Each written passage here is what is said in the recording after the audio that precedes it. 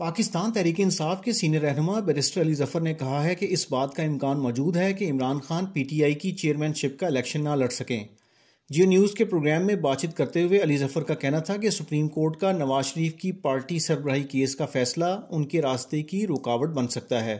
PTI में intra party इंतखाबात से मुतल्लिक इलेक्शन कमीशन के फैसले के हवाले से बातचीत करते हुए उन्होंने कहा कि इलेक्शन कमीशन के फैसले को दबाव में तब्दील किया गया।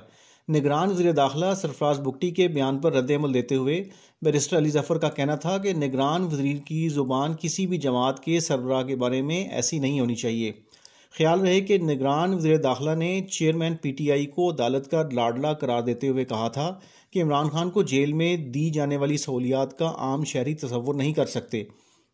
बरतानवी खबरसां इदारे को दिए गए इंटरव्यू में बुगटी का कहना था कि इमरान खान को जेल में दी जाने वाली सहूलियात का आम शहरी तसव्वुर नहीं कर सकता। इमरान खान की साइफर केस में 28 नवंबर को पेशी के हवाले से अदालत के हुक्म को मन्नोअन तस्लीम करेंगे। उन्होंने कहा कि मेरे ख्याल में नवाज शरीफ पर जो केसेस बने वो ज़्यादातर बेबुनियाद थे और तारीख में ये पहली मरतबा होगा कि बेटे से तनख्वाह लेने के जुर्म में कोई नाअहल हुआ हो।